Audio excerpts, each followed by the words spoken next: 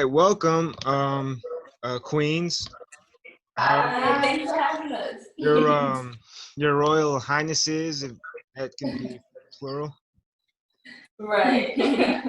It's really great to meet y'all. Of course, for people who don't know, we all went to Climb Forest. We've never actually met, but Right. it's great to finally get to meet y'all today. Likewise, yes. All right, so let's to get started. Y'all, I noticed on social media y'all were at the protest earlier this week. Right. So tell me how that experience was like. So basically, at the protest, it was like a very life-changing experience, I could say. I've been to a previous protest with Rodney Reed, and that incident, it was basically a black male got arrested for supposedly having an affair with a white woman, and he got charged with life in prison. And it's just like, that was unfair. And now with this George Floyd incident, it's like we're continuously fighting for our rights, and all we just want to be is equal, just treated with respect. We want to stop police brutality. And I just feel like it was an eye-opener being able to have that experience, because believe it or not, it was just so much beauty within the aura of the protest, because it was very peaceful and we was all able to come together in order to make change in the world. And I feel like it was a very humbling experience. I'm glad I had the opportunity to actually witness that, see our people come together for once and want to be unifying, because we don't really have as much unity in the Black community as we should. So just seeing that was very empowering alone. So yeah. Yeah, it was really great to see. Especially how not only that it was all 50 states that went out to protest, even um and it was crazy because like I read somewhere it was for the protest here in Houston, the march, it was 60,000 people that joined, and y'all were a part of that 60,000. Right.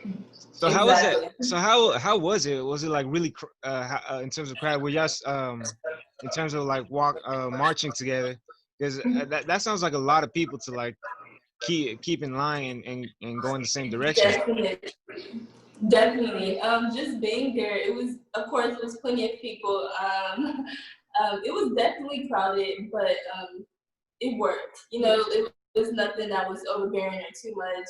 I felt like everyone had, their intentions and everyone's mind was set. So I felt like everything was going well.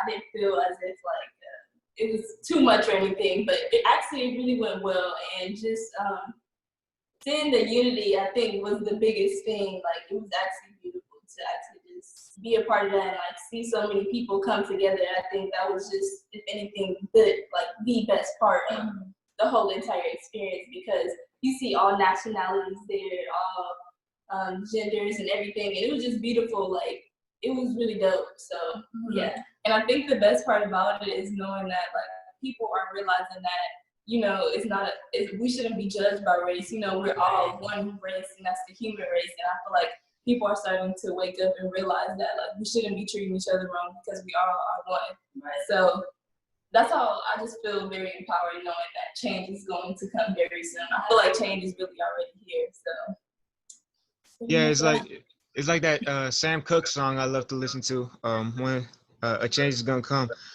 But yeah, it was well, but 60,000 really is a lot. That's and as a reference, that's, if I'm not mistaken, that's a whole stadium for the Super Bowl. So were there any problems y'all ran into in terms of like was this like way more than we expected, or is it many people to keep like in line? personally, we didn't experience any problems, but I did know a few people who did say they had experienced problems. Yeah. We left earlier before any of the chaos had started. Right. So it was just being very cautious with our actions and different things like that. But I know everyone's intentions was just to be a peaceful protest and to be heard. And I don't really think any of these riots or anything like that is being really started by us.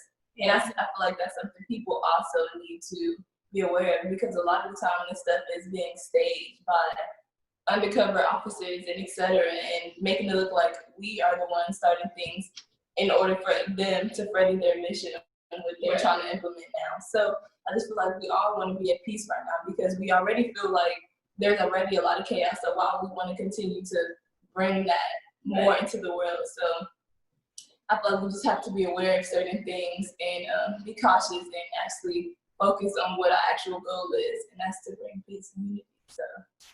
Yeah.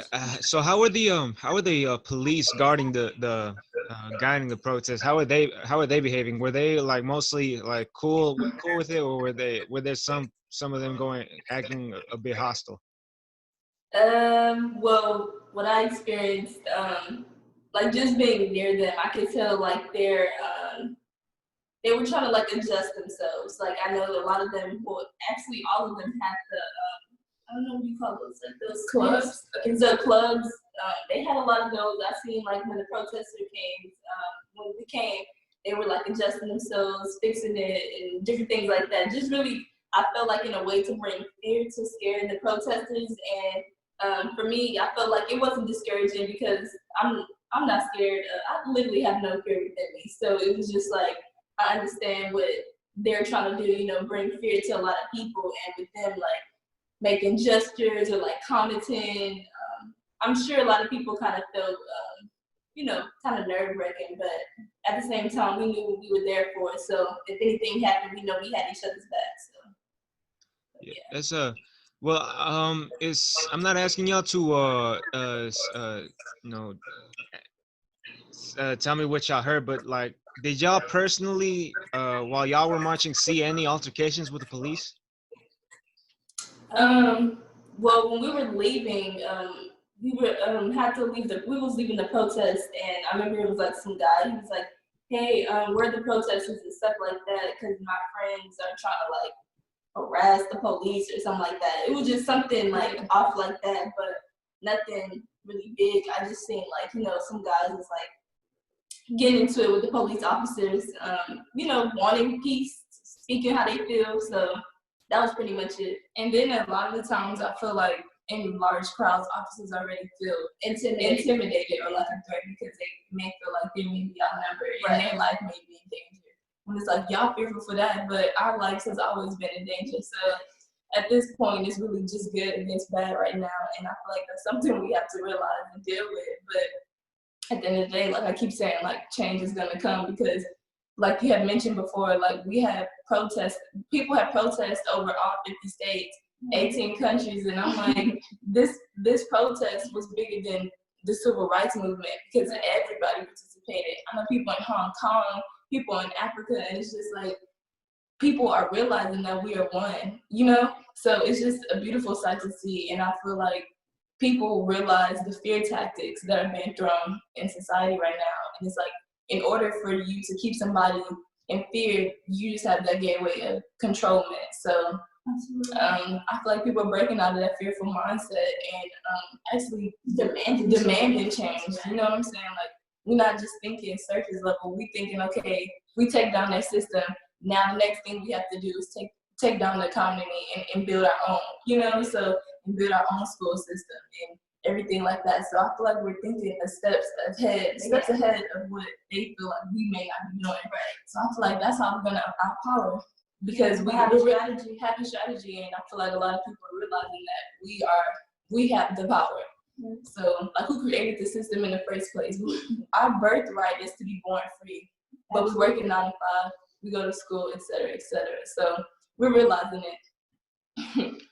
All right, and one thing I always I've brought up whenever I talk about this is the reputation of the Houston Police, most specifically the Harris County Police Department, because we relatively speaking, I'm not saying it's perfect, but relatively speaking, it has a better reputation than the LAPD and the NYPD, who have a long reputation of using dirty tactics, and that's something that came out during this protest, and it really pointed out like the how this is systemically wrong, uh, h- um, because you know, we because of social media, we're able to see this more often.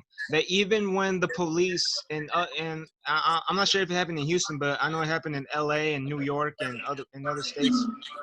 That even when, you know, all eyes are on the police and this protest is about police brutality, that even then when they're trying to I don't know, like detain some protesters, they're still using dirty tactics, even though they know they're being watched by all over the world. All eyes are on them. And I saw a video of like these police. I think it was in Atlanta. They dragged the guy behind a dumpster and started beating on him.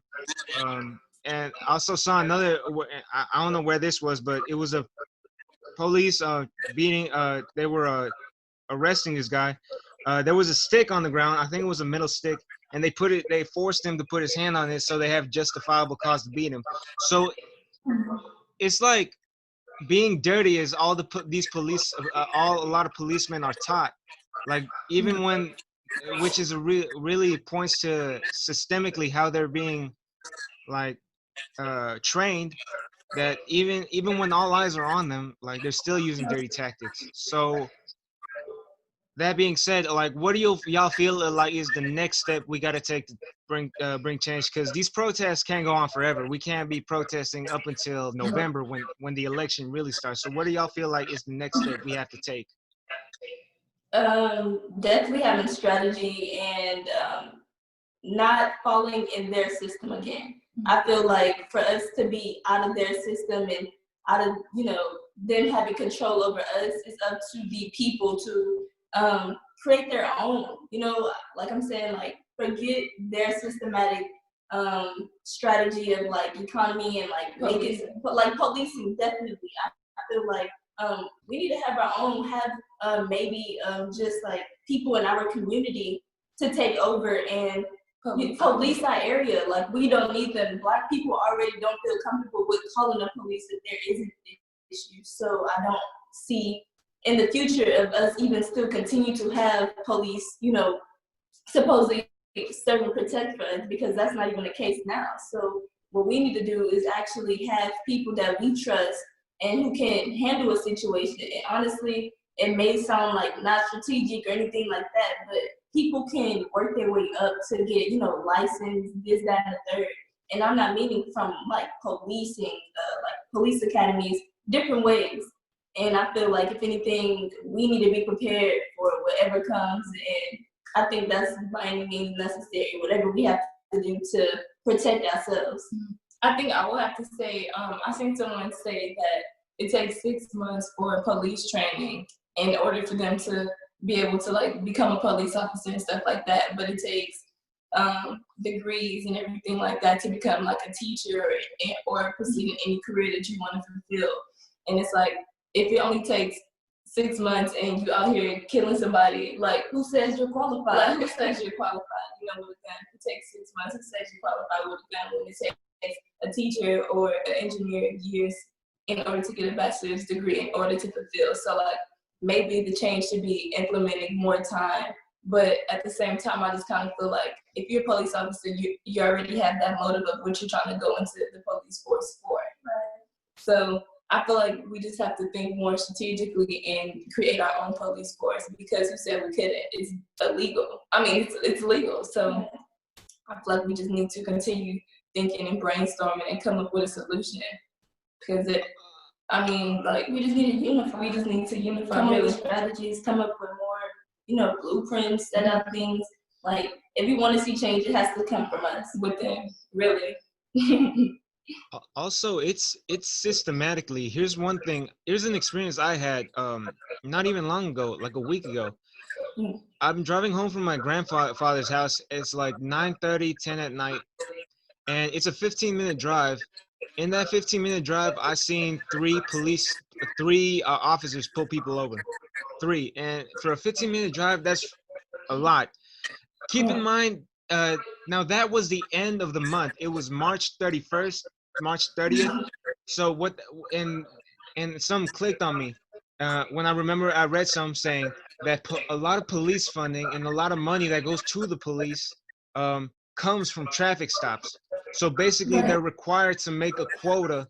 That a lot of police stations are required to make a quota of traffic stops, and when you require to stop people for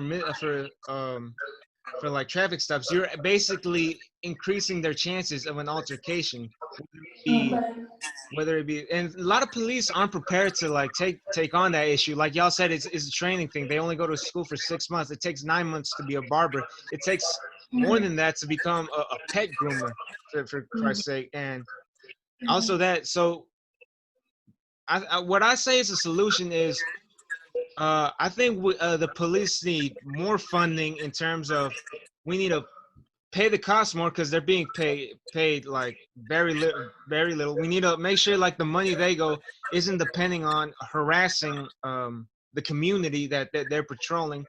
We also gotta make sure we invest in training them better. When like one idea I have is military policing, but we demilitarize like their equipment, because there's a lot of videos of police preparing to handle the protesters are dressed in riot gear, when unnecessarily with cannons and tear gas masks, which and that's also another problem. So one thing, when you militarize the police, it sets they're not, with only 6 months of training, when basic training for the military is way longer and way more intense. Like in documentaries I've seen about military training, they usually push these people, they push these recruits to their limit, and until like, and they give you the option, you can quit now or you can keep going and finish out. And if they quit, then that's the test.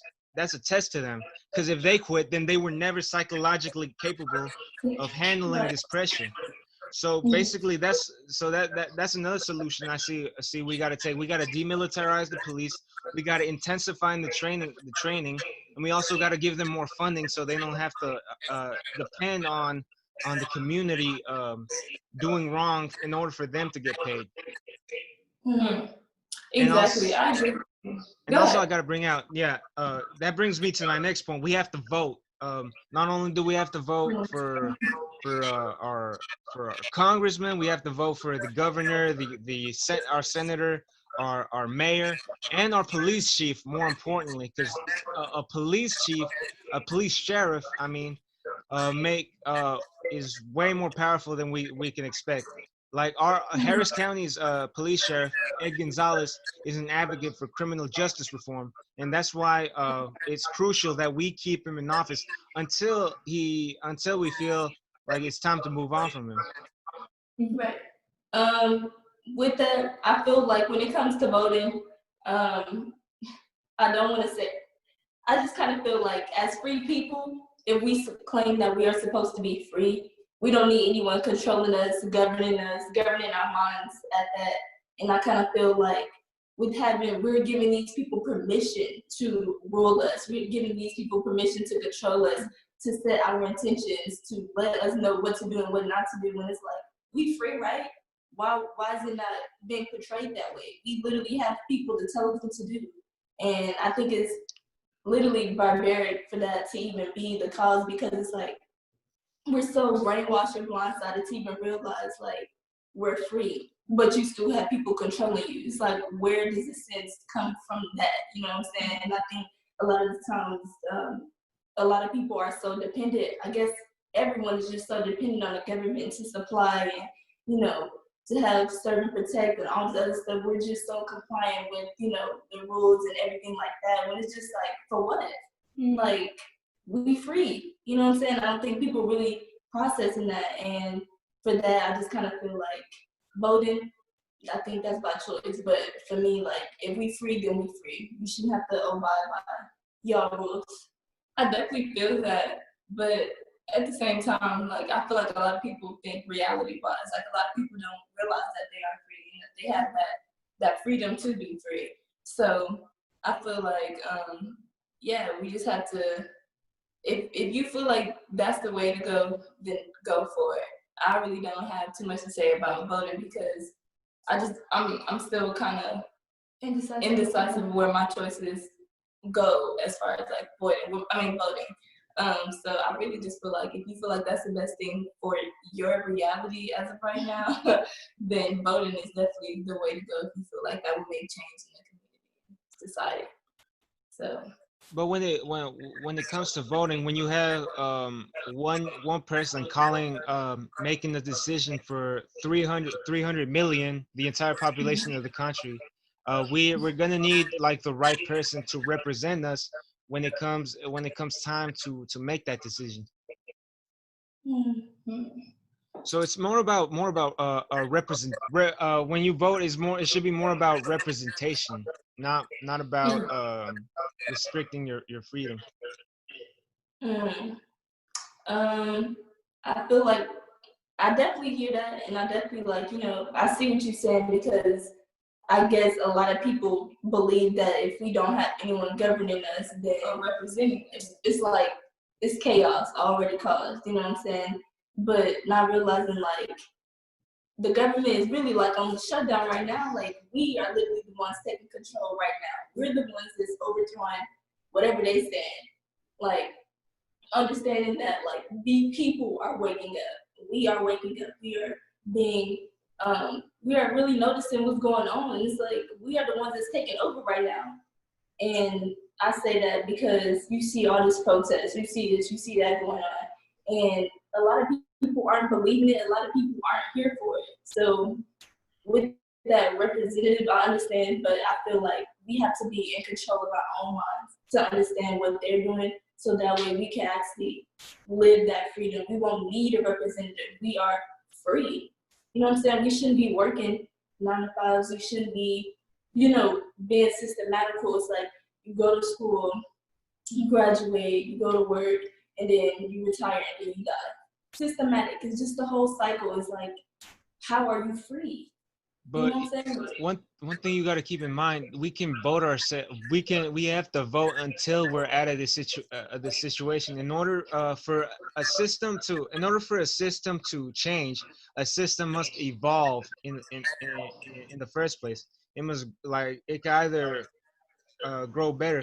That's why when we vote, we have to vote. When we vote for people who share our agenda. And if you don't vote, then other people will vote will put people in power who have their agenda. So that's another thing to also bring up, because right now, you know how we vote for the president, we have an electoral college. 40 right now, because the president who is in office, 46% of the nation told the rest of the country who their leader is going to be. And we have to, and that's a system that has to change. That's a system that has to evolve. Currently, California and Texas have similar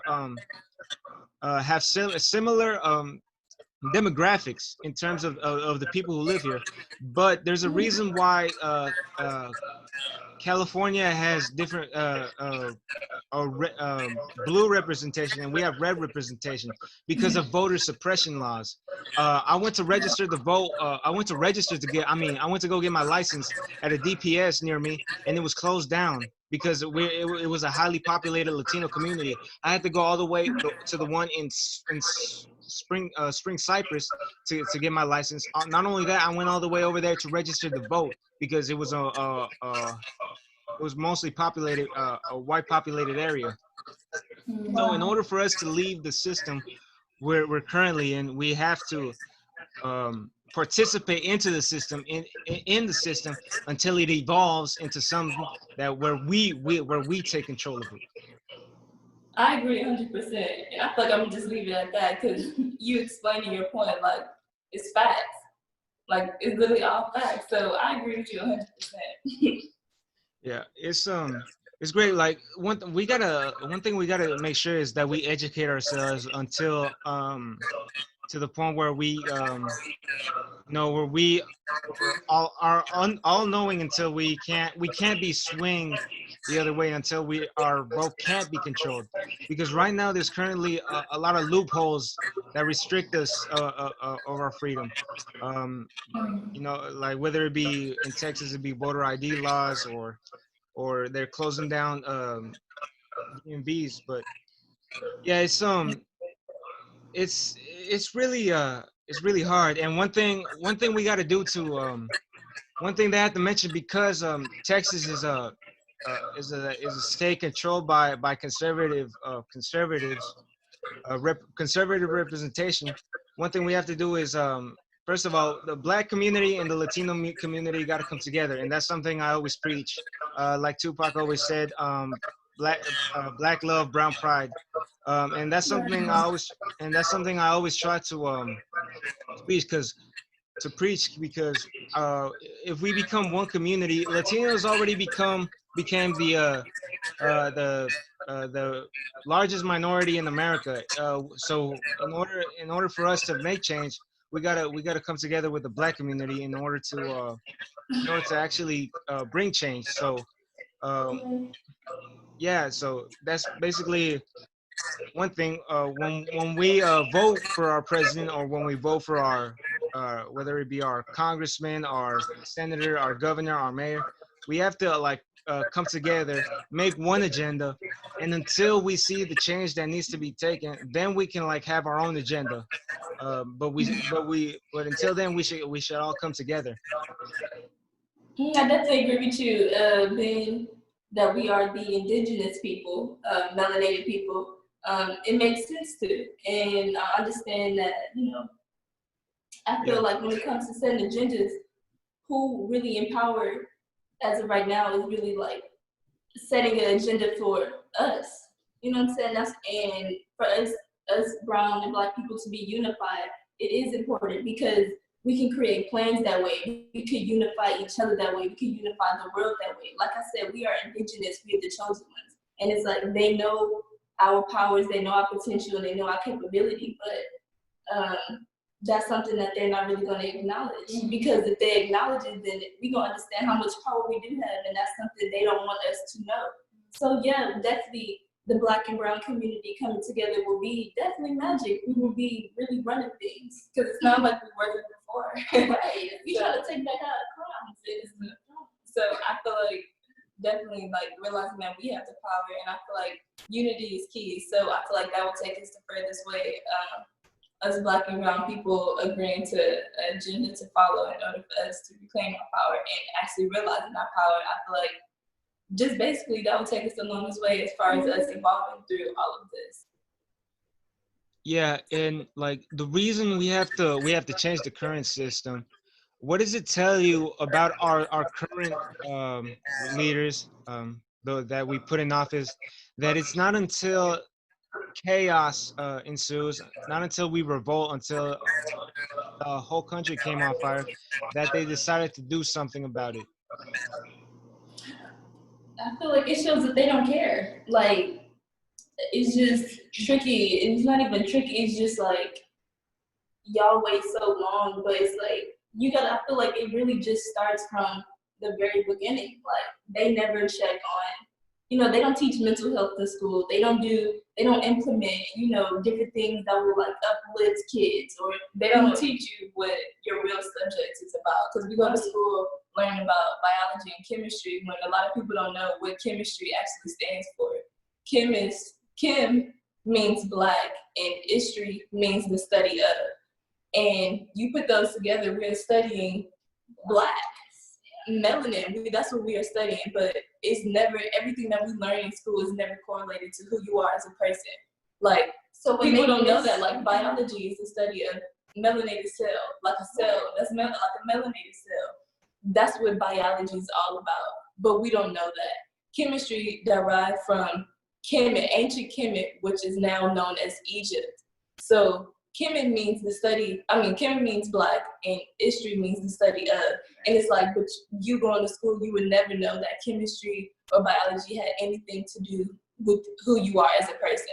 And that definitely starts from, it starts from the education system. It starts from people, from them tearing us down so much we don't know who we are, and that makes us, we have all these many emotions. It makes us feel, low self-esteem. It causes a whole bunch of trauma and issues.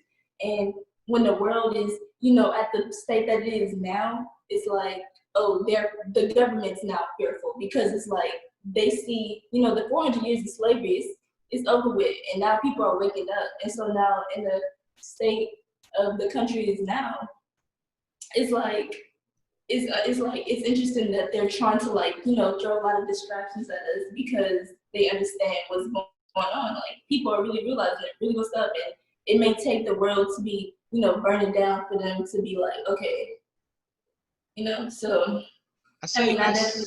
I say it's ignorance.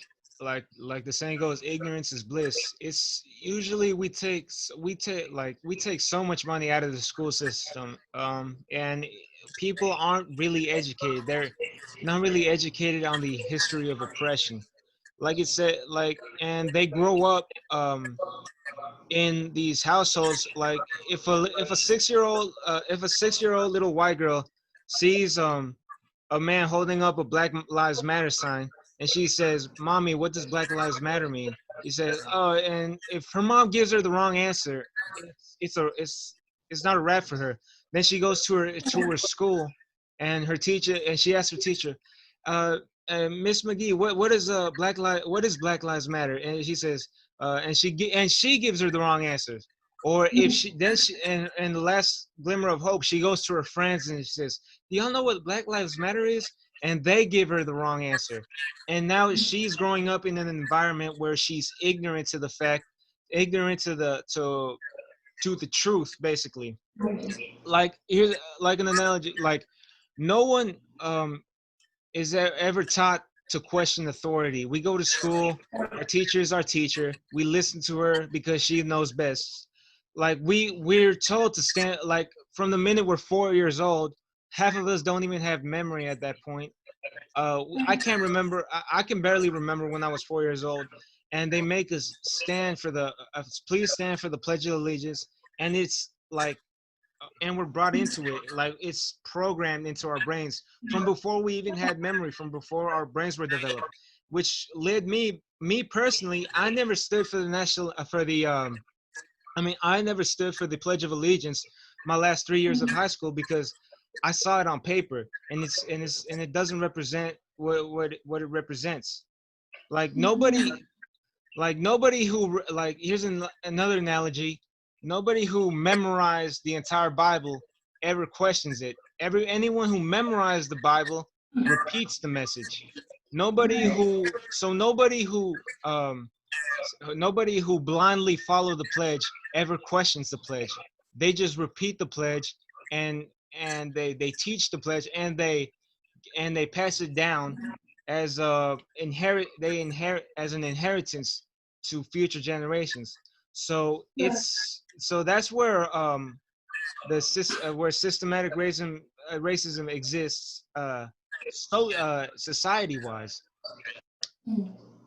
Exactly. And I feel like right now in time, we're questioning everything. That's why we're able to unite so much. I feel like as of now, because we're questioning everything, like why why all of a sudden, like even I seen the post the other day, it was saying how the news has said for these past 3 days, 19,000 cases has just been brought as the virus. And it's like, okay, 3 days, it takes 14 days in order for it takes 14 days in order for you to get your results back, if I'm not mistaken. Or to see results. And you telling me everybody from protest went to go get tested right after protesting and got their results back that fast, and you got another case. So it's just like everyone is questioning everything. Everybody's like, wait, why is this happening? Why am I doing this again? Like people are realizing that they're really within, really. Because like now, yeah.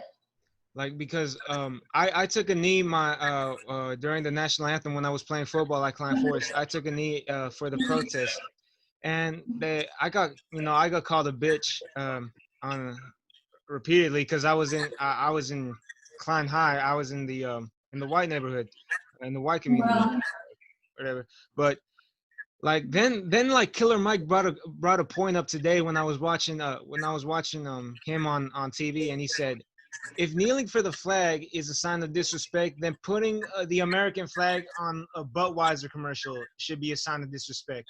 But the reason you don't see it is because we're calling for the for justice. We're calling for the to bring attention to oppression. So Right. that's where like people, it's how we program people from the day they're little kids. Oh, for sure. Like even it takes 7 years to actually be fully programmed. So when born up to year 7, and so to think when you're in school, they already separate you without you even realizing it from you being in athletics. If you're in athletics and you're not in athletics, you know they tell the other kids who are not in athletics to go outside, or even just grading you by paper, or just even splitting you up into groups to make you feel like oh if I don't get an A, I'm not good enough. Right, exactly. This already is tormented with us mentally because you know you already been separated. You already been told that you're not good enough. And honestly, like when leaving out of school, it's like you have this big. It's like you're not even really ready for the real world, but you honestly see it clear as day because like school sets you up. You know, there's bullies, there's this, there's teachers that's doing this and that, and it's like there's really it's literally everything that you learn from the outside, you learn inside of school because they're teaching you it by separating you and just really not making you feel as one. And I remember me once I graduated, I had like the biggest meltdown. I was like, bro, like, what was high school for? You know, it was like I wasn't prepared, I wasn't this, I wasn't that, and it was just really frustrating. But whenever gaining knowledge and educating myself on like, whoa, this is how the school system really is. Like they set you up from the go, and it's just like, I mean, none of this is by surprise. So, and that's the thing. Like even when just because we're actually in college, and I feel like my purpose wasn't to be in college and go for that systematic education type of thing, but in college, I can personally say I've done what I needed to do. Like I feel like going to a ABC or whatever, my purpose is way bigger than just going to school. Yeah, it was more of like unifying. It was more so like making sure Black people come together as a whole and love one another. And I feel like I went to college for the experience. Right. And I feel like I got my money's worth because I can't even count on my fingers how much stuff we have accomplished within just a semester and like half a semester of like the second, you know. So like the spring semester wasn't even, you know, a full semester that we was actually able to be there. Full year we was able to be there, and we just accomplished so much, and it's just like peace is there. Like I don't know, I can't really explain it, but I feel like it's not like the traditional school system. I feel like. And so we've kind of escaped that and made it our own reality. Yeah. And like there's a you know a saying a lot of people who claim not to be racist say, I don't see color. And another thing, this the last point I want to bring up is George Floyd was killed over a forged check. The police were called because of a forged check. They killed him over it. And some people try to defend the police, justifying it. Well, he committed a crime. He did something illegal. He got what was coming to him. If that should, and if you're taught not to see color, if your philosophy of that stands true, then the all the people who were involved in the college admission scandal should be given the death penalty if that's how you justify the killing of George Floyd. Aunt Becky should get the electric chair because she cheated her daughter and messed with a school's money to get her into a good school. I feel like when people, you know, when it comes to the I don't see color stuff, I feel like so many people understand that that's not even true. Because if you didn't see color, then we wouldn't be in the predicament that we were today. And understand that a lot of white people, and I know I feel like I keep bringing this up, but a lot of white people know our power, and it's us who don't know our power. Like I don't know, but we don't talk like normal people. Like we're conscious, so it's just like we are the gods. You know what I'm saying? And people just, I don't know, they understand who we are. And I feel like when it comes to them saying we don't see color and stuff, it's like it's unbelievable.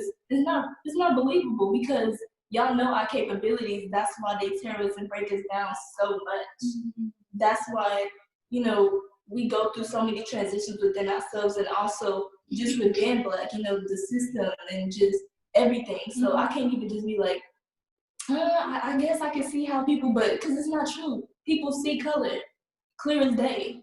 So, I feel like with people who say they don't see color, I encourage you guys to go watch a Jane Elliott experiment. She's basically this older white lady doing an experiment on the colors of your eyes. So she splits, these are just from every single age group. I think her first experiment was done on like 4th graders. And she split them up on the color of the eyes. So if you have blue eyes, you sit on one side, brown eyes, you sit on the other side. And she basically treats the people with the blue eyes like as if they were Black people. And it was so quickly on how the emotion that they evoked, because they felt like harassed or like attacked or whatever, they took it out on the people with the brown eyes. And it's like, but now you're seeing how we feel as Black people. So it was just a very humbling experience, and it basically just breaks down that's not true, that you don't see color, because that's all you see. That's the first thing you see when you look at it. So that's what that is, and I definitely agree with you how people should be executed as far as education. Even colorblind people see black and white. And you can't even say they can't, because our features even tell it all. So you know what I'm saying? It's crazy. It really is. Oh Lord. It was I'm gonna be honest with you. I'm psychologically drained from this conversation. I'm glad we got to sit together and talk about this. You know, it's only until we sit down and have a conversation about it, things can really change. Definitely.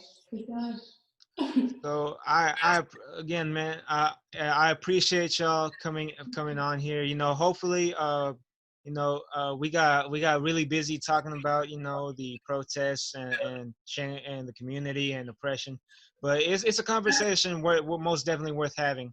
Hopefully, when we all this chaos blows over, we can have another conversation about something else that not only needs change, but also something also have fun. I started this podcast, to have to have fun with some friends, or to to be fun.